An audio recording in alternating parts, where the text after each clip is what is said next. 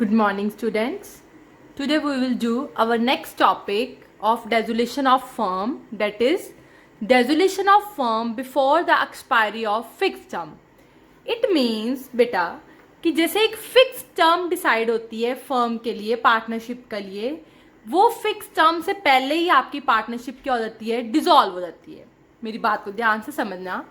According to section 51 of Indian Partnership Act 1932, when a partner has paid a premium on entering into a partnership on the condition that the firm would exist for fixed period. जब एक partner admit हुआ, suppose there are two partners A and B are partners. C is admitted as new partner. उसने premium pay किया 10,000, but जो उसने premium pay किया उसने एक फिक्स्ड पीरियड के लिए पे किया, से 10 ईयर्स के लिए उसने प्रीमियम पे किया, but it is dissolve. But जो फर्म है वो 10 ईयर से पहले ही क्या हो गई, डिसॉल्व हो गई. तो जो पार्टनर है सी, वो कहता है कि मुझे जो पीरियड बच गया है उसका अनएक्सपायर्ड पीरियड का मुझे प्रीमियम पे करो. ओके तो जो बाकी पार्टनर होते हैं लाइक ए और बी, वो सी को पे करते हैं. मेरी बात समझ लगी कि सपोज करो एक नया पार्टनर आया है सी, वो गुडविल लेकर आया है 10 ईयर्स के लिए, बट फर्म जो है आपकी 10 ईयर से पहले ही बंद हो जाती है. तो वो कहता है जितना मेरा प्रीमियम का अमाउंट बच गया है मुझे वो पे करो, अनएक्सपायर्ड पीरियड का, जितना पीरियड अभी बचा था उसका. ठीक है, मुझे उसका प्रीमियम पे करो. तो कौन पे करता है उसको प्रीमियम? जो बाकी पार्टनर्स रह गए हैं वो उसको पे कर देते हैं. क्लियर है? तो एंट्री क्या होती है हमारी, remaining partners capital. For example A और बी रह गए हैं, तो पे किसने को किया उन्होंने, सी को. To concern partners capital account, remaining partner to concern partner. और ये एंट्री हमेशा हमारी बेटा सेक्रीफाइसिंग रेशियो में होती है. किस रेशियो में होती है, सेक्रीफाइसिंग रेशियो में. बट सपोज करो जो पार्टनर को उन्होंने पे करना है वो पार्टनर की इनसॉल्वेंट हो गया, या पार्टनर ने कुछ मिसकंडक्ट कर दिया, या पार्टनर ने अपनी मर्जी से, रजामंदी से पार्टनर ने अपनी, मतलब जैसे तीनों पार्टनर ने अपनी कंसेंट देकर फर्म को डिसॉल्व किया हो, फिर वो लायबल नहीं होता इसके लिए. लाइक सी जो है पार्टनरशिप डिसॉल्व हुई है, क्यों हुई है, क्योंकि सी इनसॉल्वेंट हो गया था. अब सी की गलती से हुआ है ना, तो फिर वो प्रीमियम नहीं मांग सकता. या सी ने कोई मिसकंडक्ट किया था, किसकी मिस्टेक थी, सी की, तो वो प्रीमियम नहीं मांग सकता. ठीक है, या ए बी सी तीनों ने कहा हम रजामंदी से अपनी फर्म को बंद कर देते हैं, तो इस केस में भी सी प्रीमियम नहीं मांग सकता. Is it okay? आप देखो उसका प्रीमियम कैसे निकालते हैं. For example A and B are partners who are sharing the profits 3:2. On 1st April 2014 C was admitted. कब हुआ, 1st April 2014 को.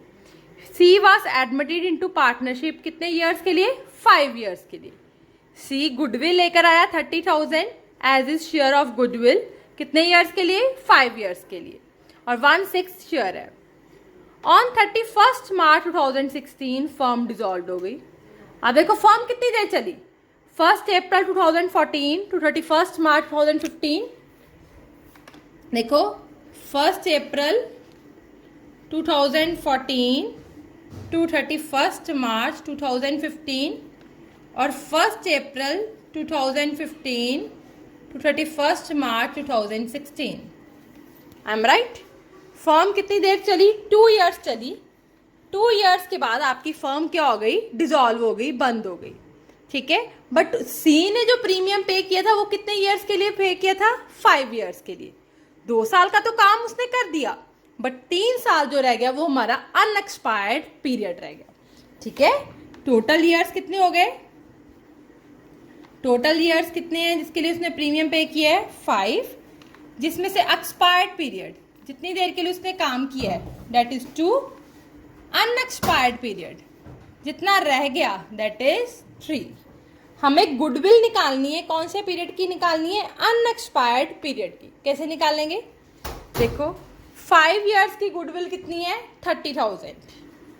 5 ईयर्स की गुडविल है 30,000. हमें अनएक्सपायर्ड पीरियड 3 ईयर्स की चाहिए, तो हम कैसे निकालेंगे, यूनिटरी मेथड. 30,000 over 5 into 3। कैसे किया? 30,000 ओवर 5 इंटू 3। 5 6 का 30, that is 18,000। Is it okay? बात क्लियर हुई मेरी कि नहीं? हमने अनएक्सपायर्ड पीरियड की गुडविल निकालनी है। कैसे निकाली अनएक्सपायर्ड पीरियड की गुडविल? 5 इयर्स की गुडविल थी 30,000 और अनएक्सपायर्ड पीरियड हमारा है 3। इसकी निकाल ली 30,000 ओवर 5 इंटू 3, दैट इज 18,000। ठीक है, इसको कौन पे करेगा? जो कॉन्टिन्यूइंग पार्टनर है, जो रिमेनिंग पार्टनर है। कौन से हैं? ए और बी। सेक्रीफाइसिंग रेशियो आप निकाले ना, मैंने निकाली थी तो 3:2 आई थी। तो एंट्री क्या आ जाएगी हमारी? ए बी टू सी। कितना आ गया? 18,000 को 3:2 में डिवाइड 3/5 मैं करती हूँ। 18,000 इंटू 3/5, ये आ गया मेरे पास 10,800 और 18,000 इंटू 2/5 ये आ गया 7,200। आई होप ये आपको टॉपिक क्लियर हो गया हो कि अगर पार्टनरशिप से अगर फर्म अपने टाइम पीरियड से पहले डिसॉल्व हो जाती है तो उस केस में अगर नया पार्टनर प्रीमियम लेके आता है कुछ फिक्स्ड पीरियड के लिए, बट वो फर्म पहले डिसॉल्व हो जाती है तो रिमेनिंग पार्टनर को उसका प्रीमियम, जितना पीरियड बच गया उसका प्रीमियम पे करना पड़ेगा। आई होप ये आपको लग गया होगा पता कि मैंने कैसे किया है। मैं आपको एक सम करवाती हूँ इसको related, please listen carefully. So now we will do our sum number 46. Please listen this sum carefully. In this sum, A, B and C are partners who are sharing profits in the ratio of 5:3:2. And their partnership firm was dissolved on 31st December 2015. कब dissolve हो गई है firm? 31st December 2015 and their balance sheet is as follows. Simple सम है, बस एक point है जो अभी आपको करवाया। सी ज्वाइंट, सी ने जब ज्वाइन किया था, नया पार्टनर जब आया था, कब आया था वो? 1 जनवरी 2008 को। और जो उसने प्रीमियम पे किया था 10,000, वो कितने इयर्स के लिए किया था? 10 इयर्स के लिए। बट ड्यू टू बीज इल हेल्थ, अगर सी की बीमारी के कारण अगर फर्म वो छोड़ता तो कुछ नहीं मिलना था। बट अगर बी की इल हेल्थ, बी बीमार पड़ गया और फर्म क्या करनी पड़ी? बंद करनी पड़ी। तो क्या हो गया? अब सी कहता है कि मुझे क्लेम करो मेरे प्रीमियम का। तो कौन पे करेगा सी को प्रीमियम? ए और बी। ठीक है, ये मैं आपको निकालती हूँ। रियलाइज्ड एसेट्स दिए, paid sundry creditors in full settlement हमें ये गिवन है। हम सब, मैंने आपको बताया वो हम इकट्ठा बनाते हैं। कौन सा अकाउंट बनाएंगे पहले? Realisation account, debit, credit, particulars, amount, particulars, amount, and then we will prepare partners capital account, particulars A, B, C, particulars A, B and C.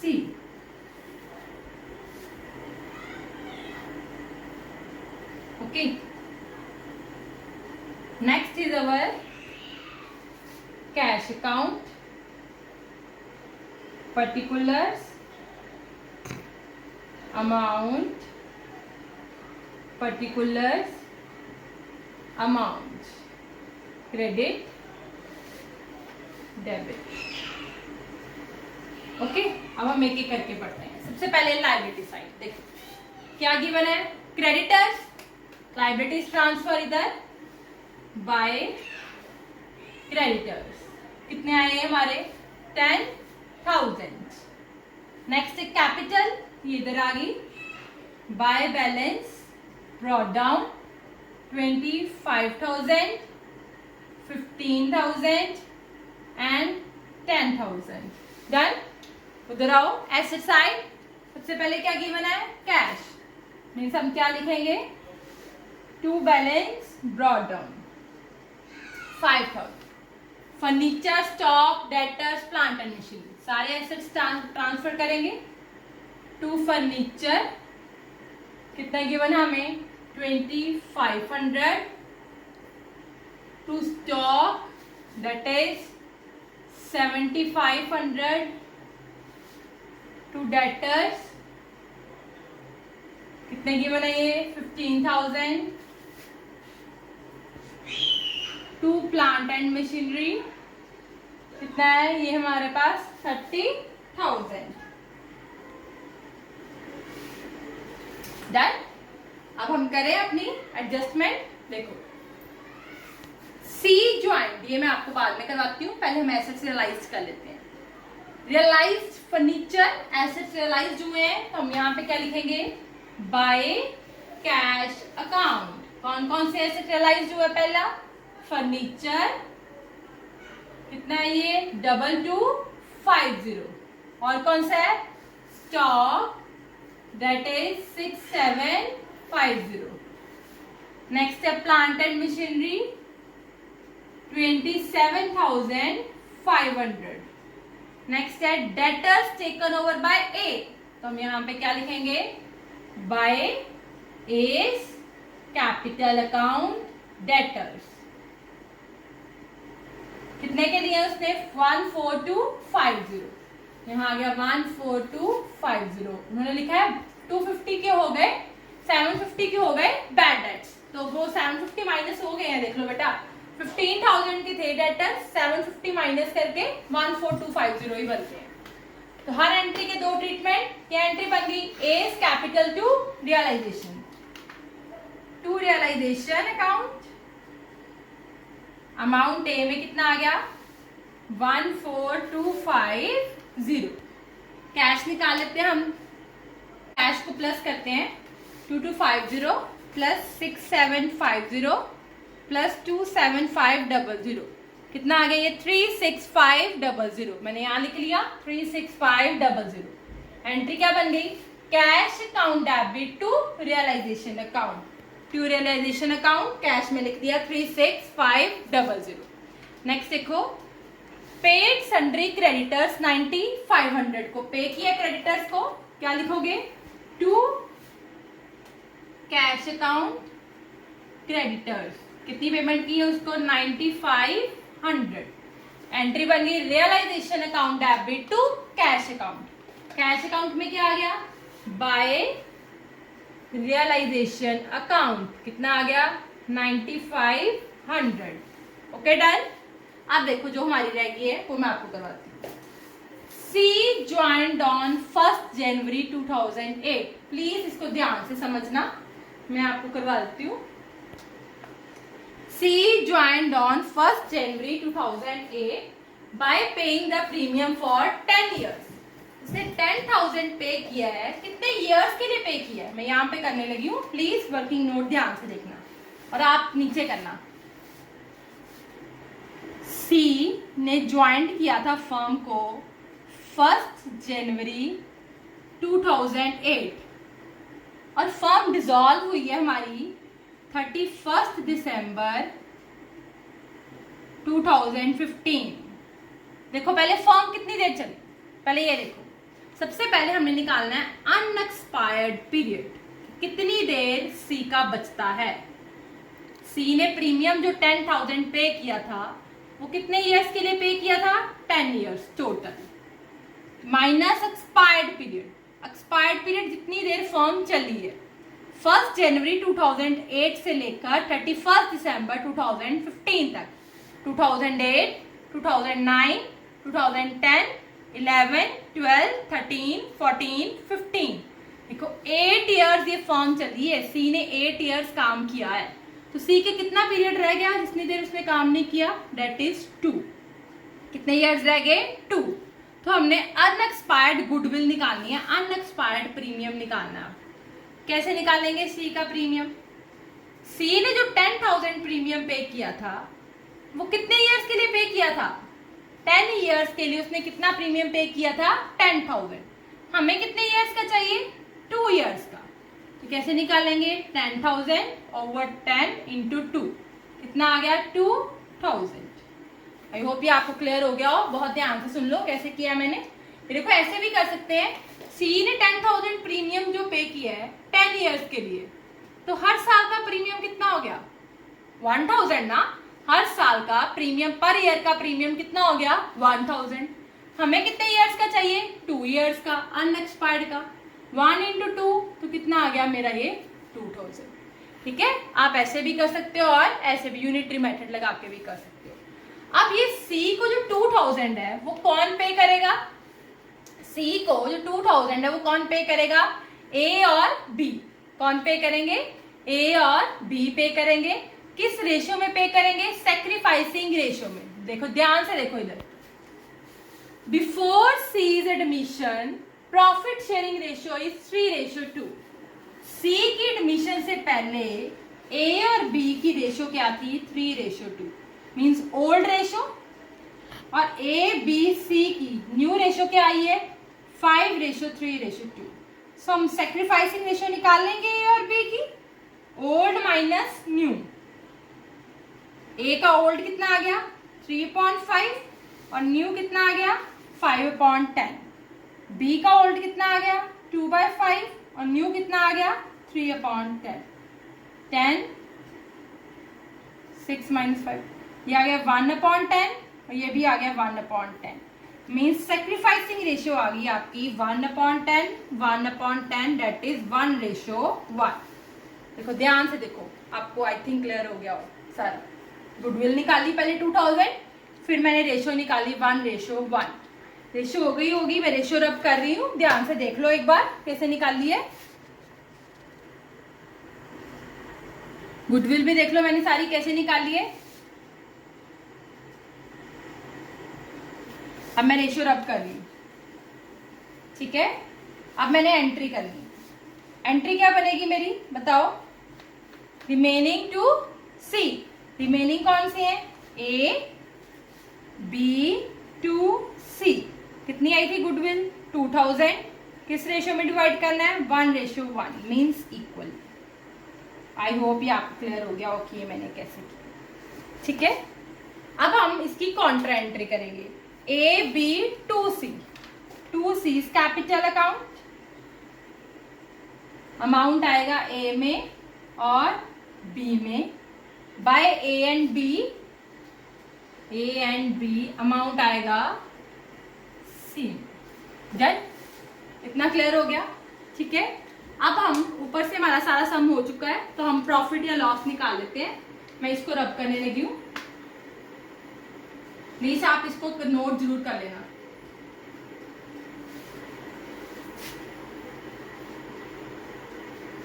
देखो करो आप कैलकुलेशन जितनी देर।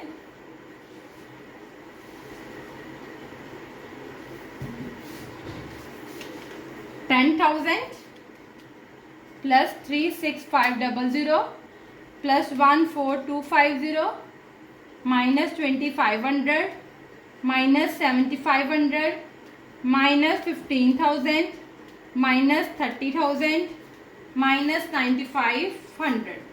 ये मेरे पास आ गया 3,750। और क्या आ गया? ये देखो लॉस, माइनस में आया तो लॉस। क्या लिखूंगी? By loss transfer to partners capital account 3,750। Okay, 3,750 को मैं 5:3:2 में डिवाइड कर दूंगी। 3,750 इंटू 5/10, ये आ गया 1875। 3,750 इंटू 3/10, ये आ गया 1125। 3,750 इंटू 2/10, ये आ गया 750। ओके बेटा, लॉस आया है तो ये इधर आ जाएगा। टू रियलाइजेशन अकाउंट कितना आ गया? 1875, 1125, 750। इधर से भी बैलेंस निकाल लेते हैं। ए का 25,000 माइनस 14250 माइनस 1,000 माइनस 1875, क्या गया 7875. ओके, क्या लिखेंगे हम यहाँ पे, टू कैश अकाउंट ब्रैकेट में फाइनल पेमेंट ये आई 7875.